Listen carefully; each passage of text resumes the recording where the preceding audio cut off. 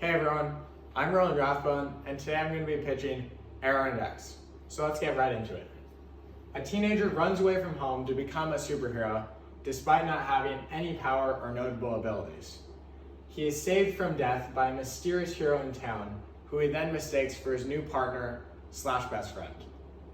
And as far as the target audience goes, it would be focused on preteens and up, and some comparable titles are Invincible, Kick-Ass, and Scott Pilgrim. Then as far as the length goes, it would start with a 70-page prelude that introduces you to the characters and world before then being followed by 20-page issues. And I have a brief summary here, but I'm going to go a little more in depth on the summary in a little bit. So then as far as the characters go, we have of course Arrow and X, Arrow being an 18-year-old whose only power includes being slightly above average with a bow and arrow. He is a positive, colorful young crime fighter who is overconfident in his abilities, and Arrow hopes to become an established hero who saves the day on a regular basis. And then he's juxtaposed with X, whose age is unknown, and his power is being an incredibly skilled fighter who uses a burning hot metal sword. X is a silent, stoic, and mysterious hero in town who focuses solely on saving others and stopping evil. So then getting into the synopsis, this is kind of the main events of the story laid out.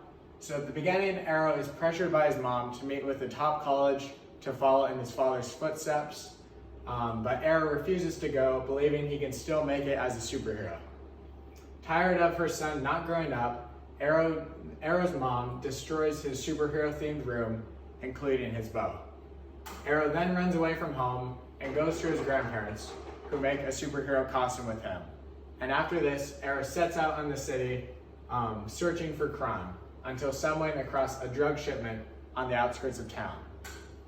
Arrow doesn't come close to stopping the thugs and is being strangled to death when suddenly a glowing sword appears next to the henchman's head, X. X steps in and quickly dispatches all of the criminals. Arrow, who is starstruck, can't contain his excitement and rambles on and on until X silently walks away from him, leaving Arrow to deal with the cops. After being questioned by the police, Arrow is featured on the news briefly before being interrupted by a massive battle that has broken out downtown, where powerful heroes and villains clash as buildings collapse and citizens run for their lives. Arrow shows up onto the scene and runs into action to help, but is immediately knocked out by a stray blast from the battle.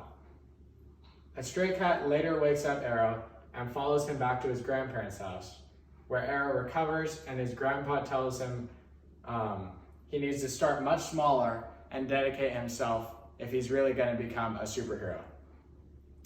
After that, Arrow leaves to find his own place to stay and begins training religiously. After a month of training, Arrow sets out again and successfully stops a small store robbery. So then we have what would be the cover for this first prelude.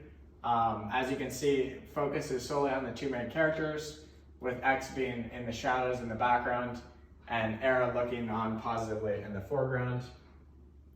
So then I wanted to share with you a little glimpse of some of the pages. This event highlights Arrow and X's first meeting, so it's kind of that first turning point in the book. And we see the henchman firing shots at someone, whereas X steps in, quickly takes care of them, and then is here offering a helping hand up to Arrow. Arrow is very impressed, saying he's even cooler than he thought in person, and introduces himself to X, saying he did have the whole situation under control.